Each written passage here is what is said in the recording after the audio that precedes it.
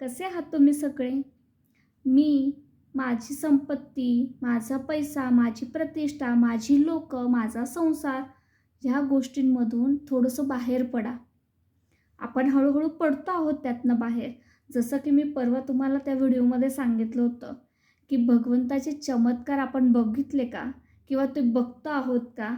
की एवढंसं छोटंसं आपण बाळ होतो, त्याचं एवढं मोठं माणूस कसं झालं? एक छोटंसं बीज असतं, ते आपण धरतीमध्ये लावल्यानंतर ते रुजतं, त्याचं रोप तयार होतं आणि त्याचा भला मोठा वटवृक्ष तयार होतो. तो कसा होतो? पाऊस कसा पडतो? हे सगळे भगवंताचे चमत्कारच आहे. येस, पण त्याही पलीकडे भगवंताने आपल्यासाठी खूप मोठा चमत्कार घडवून आणलेला आहे. यापूर्वीच खूप मोठा चमत्कार घडलेला आहे. भगवंताने तो फक्त आपल्यासाठी तो कधी बघितला आहे का? नाही ना. तर रात्रीच्या अंधारामध्ये कधीतरी डोळे उघडे ठेवून वरती आकाशाकडे बघा. तेव्हा तुम्हाला कळेल भगवंताने एवढा मोठा ब्रह्मांड बनवला, तो कसा बनवला? कुणासाठी बनवला? याचा कधी विचार केलाय? का प्रत्येक वेळी आपण शेजारच्याचं गॉसिप करत राहायचं किंवा कोण काय करतंय हे गॉसिप ऐकण्यामध्ये आपल्याला फार इंटरेस्ट असतो किंवा कुणाच्या लाईफमध्ये काय चालू आहे हे ऐकण्यात आपल्याला जास्त इंटरेस्ट असतो. पण भगवंताने हे सगळं कसं उभं केलं, कसं तयार झालं, याचं गॉसिप कधी आपण शोधण्याचा प्रयत्न केला आहे का? हे शोधा. तेव्हा तुम्हाला भगवंताचं महत्त्व कळेल. भगवंताने एवढा मोठा ब्रह्मांड तयार केला.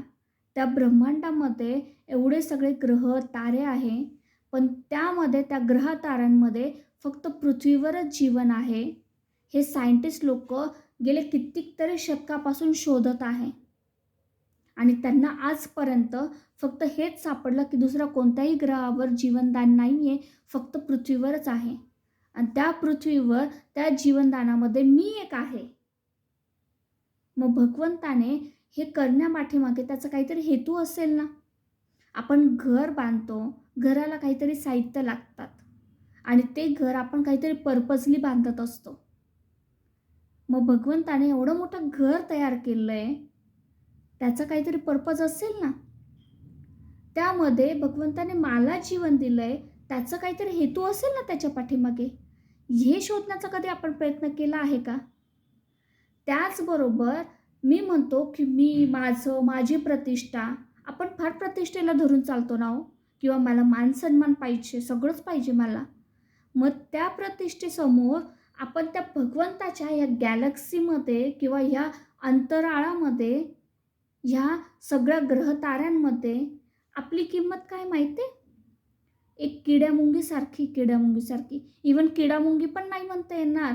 जे सूक्ष्म जीवाणू असतात ना, त्या जीवाणू एवढं आहे आपण. आणि काय आपण मी माझा घेऊन चाललोय. कधीतरी त्या ब्रह्मांडाकडे बघा, किती विशाल काय आहे.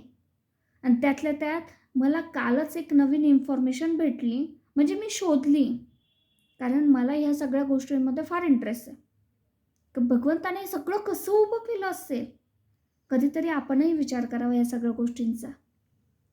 त्यामध्ये मला एक इन्फॉर्मेशन भेटली, की जर अंतराळामध्ये आपण बघितलं, स्पेसमध्ये जर बघितलं आपण, तर जे सगळ्या गॅलेक्सीज आहेत, त्या सगळ्या एकमेकांना कनेक्टेड आहे. किंवा त्यामध्ये जे तारे वगैरे आहे किंवा पार्टिकल्स आहेत, ते सगळे एकमेकांना कनेक्टेड आहे. आणि त्याची जी डिझाईन आहे ना, ती डिझाईन आपल्या ब्रेनच्या डिझाईनसारखी दिसते. कधीतरी आपल्या ब्रेनचा सीटी स्कॅन बघा आणि अंतरिक्षाचा फोटो बघा. दोघं एकमेकांना कनेक्शन असल्यासारखे दिसतात. मग भगवंताने काय कनेक्शन जोडलेलं आहे याचं? कधीतरी याचा विचार केला आहे का आपण? कधीतरी हे शोधण्याचा प्रयत्न केला आहे? शोधा.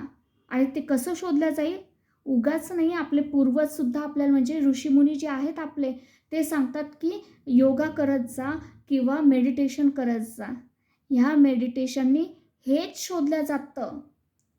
जो स्पेस आहे, जो अंतरिक्ष आहे, त्या अंतरिक्षासोबत जर आपल्याला कनेक्शन जोडायचं असेल आपलं, तर त्यासाठी मेडिटेशन करणं फार गरजेचं आहे. तुम्हाला फार वेळ नाही द्यायचा आहे त्यासाठी. फक्त सकाळचे 10 मिनिटं द्या.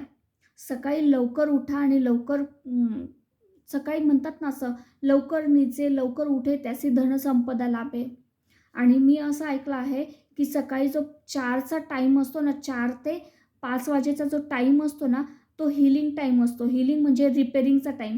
आणि जर त्या टाईममध्ये जर आपण उठलो ना, तर आपल्या जे डिसीज असतात ना, शरीरातल्या डिसीज असतात ना, त्या ॲटोमॅटिक रिपेअर होतात.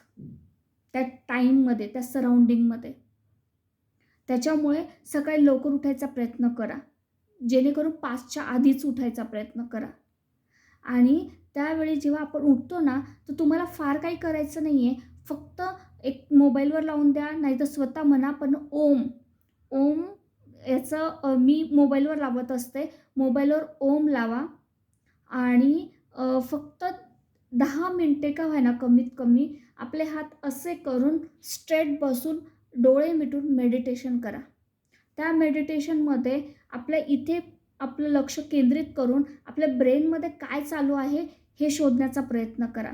ॲटोमॅटिक तुमचं कनेक्शन त्या अंतरिक्षासोबत होईल आणि त्यातनं तुम्हाला काहीतरी मार्ग सापडेल. आणि जर आपण असं रोज केलं ना, तर आपल्या सगळ्या प्रॉब्लेमचे सोल्युशन्स आपल्याला त्याच्यामध्ये सापडत असतात. म्हणून म्हणतात मेडिटेशन हे बेस्ट सोल्युशन आहे आपल्या सगळ्या प्रॉब्लेमचं सोल्युशन शोधण्यासाठी. त्यातनं आपल्याला सगळे मार्ग सापडत असतात. फक्त ते सापडण्यासाठी आपल्याला तेवढा दृष्टिकोन हवा असतो, तेवढी स्टॅबिलिटी हवी असते आणि तेवढे पेशन्स हवे असतात आणि तेवढी स्थिरता आणि कॉन्सन्ट्रेशन हवं असतं. आणि हे एका दिवसात नाही होत. यासाठी प्रॅक्टिस करावी लागते आणि प्रॅक्टिस मेक मॅन परफेक्ट. जेव्हा आपण रोज या सगळ्या गोष्टींची प्रॅक्टिस करू, तेव्हा आपण इतकं परफेक्ट बनू की आपल्या प्रत्येक गोष्टीचं सोल्युशन सापडेल. आणि ते कुठून सापडेल की जे भगवंताने एवढं मोठं जे ब्रह्मांड तयार करून ठेवलेलं आहे ना, त्या ब्रह्मांडामधून आपल्याला सापडेल. ते कुठे? आपल्या ब्रेनमध्ये. कारण की त्याचं आणि याचं कनेक्शन आहे, काहीतरी कनेक्शन आहे आणि ते शोधण्याचा प्रयत्न करा. आणि जर तुम्हाला माझी गोष्ट पटत असेल तर प्लीज लाईक करा, सबस्क्राईब करा आणि जास्तीत जास्त लोकांना शेअर करा. Thank you so much.